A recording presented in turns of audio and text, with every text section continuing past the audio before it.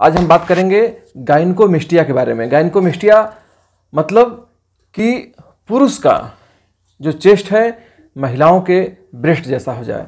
गायनेको का मतलब होता है फीमेल और मेस्टिया का मतलब ग्लैंड, मतलब फीमेल लाइक जो ग्लैंड हो जाए ये चेस्ट पे, तो इसे हम गायनेकोमेस्टिया कहते हैं।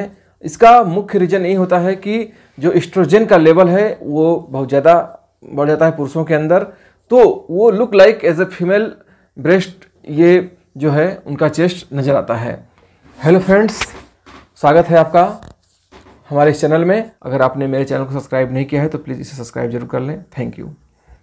तो अब आते हैं कि आखिर में इससे जो पुरुष वर्ग है उससे परेशानी क्या होती है।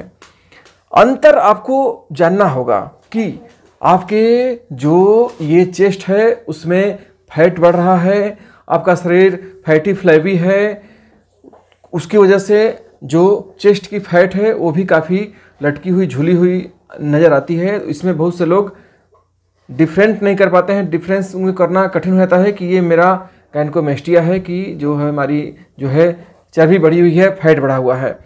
तो सबसे पहले ये आप तय कर लें कि अगर आपके निप्पल के एरिए में यानी आगे के एरिए में चेस्ट के जो आपका अगला भाग है उसमें अगर उभार हो रहा है तो आप ये समझिए कि आपको गायनेकोमेस्टिया है। नहीं तो एज ए होल अगर पूरे चेस्ट में आपको फुला हुआ है तो आपको ये फैट की समस्या हो सकती है। उसके लिए आप अपना वजन कम करें, एक्सरसाइज करें। लेकिन अगर गायनेकोमेस्टिया की शिकायत है तो इसके थोड़े से जो कारण है उसको ये जानना जरूरी है कि एस्ट्रोजन का लेवल जो कि महिलाओं में होना चाहिए ज़्यादा, वो आप में ज़्यादा हो गया है और इसके कारण ये हुआ है। और भी इसका लेवल बढ़ने के पीछे और भी बहुत सारे कारण हैं, जैसे हम अगर कुछ एंटीबायोटिक्स मेडिसिन ले रहे हैं, कुछ स्टेरॉइड ले रहे हैं जिनके साइड इफ़ेक्ट्स की वजह से भी ये लेवल हमारे अंदर बढ़ता है और हमें गायनेकोमेस्टिया से झेलना पड़ता है। सबसे बड़ी इसमें होती है कि जो पुरुष वर्ग है वो इसमें डिप्रेशन होता है, इसलिए कि वो टाइट कपड़े नहीं पहन सकता है, या वो कहीं अपने स्कूल में जा रहा है, कोचिंग में जा रहा है, कॉलेज में जा रहा है तो उसके दोस्त ही उसे चिढ़ाते हैं, या कहीं नहाने को जब हुआ तो उस समय उसको दिक्कत होती है। तो ये सब सारी चीज़ें बहुत वो फेस नहीं कर पाता है और उसके अंदर धीरे धीरे उसकी मानसिकता जो है वो कुंठित होती है।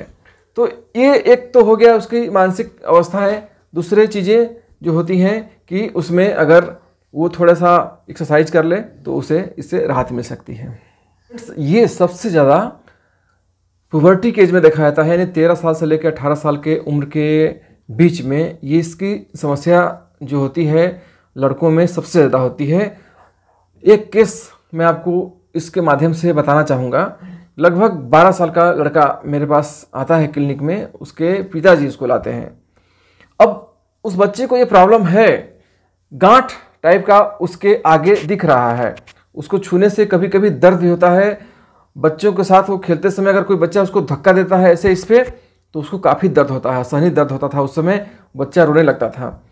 अब वो केस मेरे पास आता है तो मैं बच्चे से पूछता हूँ कि क्या दिक्कत है, तो वो शर्माता है, बता नहीं पाता है।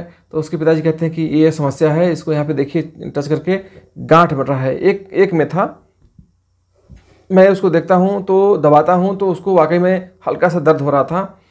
तो मैंने कहा अच्छा ठीक है, क्या बताओ इससे क्या तुमको दिक्कत हो रही है।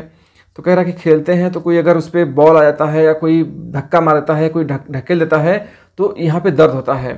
तो हमने कहा अच्छा और कुछ, तो बोला नहीं इसके लिए तो अभी कोई दवा लिए नहीं, पापा से मैंने बताया, पापा कहे कि चलो ठीक है हम चलते हैं लेके, तो इन्होंने ले आए। हमें तो कोई इसकी दवा की ज़रूरत ही नहीं थी, हम तो अपने आप ही, इससे कोई हमें टेंशन वेंशन नहीं है, ये तो अपने आप ठीक हो जाएगा। तो फ्रेंड्स मैंने उसको बेलाडोना दिया था। बेलाडोना देने के लगभग 1 से 1.5 महीने बाद उसे काफ़ी आराम हो जाता है और 2 महीने के बाद उसकी दवा भी बंद हो जाती है और इस समय वर्तमान में वो एकदम से पूरी तरह ठीक है। कहने का मतलब ये है कि आपको सिम्टम चाहिए, उसको प्रॉब्लम क्या है। मैं अक्सर आपको अपने वीडियो में बताता हूँ कि समस्याओं पे हम ध्यान नहीं देते हैं, हमें एज ए होल उस पूरे व्यक्तित्व को ठीक करना होता है जिसके अंदर वो समस्या है। तो उस सिम्टम से सारा उसका लिया गया, जैसे वो बिल्कुल कैज कैजुअल होके बोला कि हमें तो कोई दिक्कत नहीं इससे, पापा को इन्हीं लोग को दिक्कत रहती है, ये लोग हमें ज़बरदस्ती ले आए हैं, चलो चलो। तो ये जो उसके कहने का ढंग था उससे ये चल गया पता कि वो बहुत लापरवाह है, बहुत ही वो उसको लेके कोई उसके अंदर कोई टेंशन नहीं है, कोई उसको डर नहीं है। तो मैंने अपने रिपोर्टराइजेशन के माध्यम से उसे ब्लड बना दिया था। तो कहने का मतलब ये है मेरा कि आप तुरंत ही फट से ऑपरेशन के लिए न दौड़ें, नहीं तो ये आपके लिए हो सकता है नुकसानदायक हो सकता है। अगर आप ड्रिंक कर रहे हैं, कोई ऐसी स्टेरॉइड ले रहे हैं, तो आप कृपा कर उसे अपने डॉक्टर की सलाह लेकर जल्द से जल्द छोड़ने की कोशिश करें। या आपकी दिनचर्या में थोड़ा सा लग्जूरियस है तो उसे थोड़ा सा आप उसे एक नॉर्मल वे में अपने को खूब एक्सरसाइज करके थोड़ा सा अपने फैट को कम करें फ्रेंड्स। और भी इसकी बहुत सारी दवाइयाँ आती हैं होम्योपैथी में। आप निसंदेह होम्योपैथी एक वरदान है इस समय, तो आप बिल्कुल संकोच को त्यागते हुए आप होम्योपैथी मेडिसिन ले सकते हैं।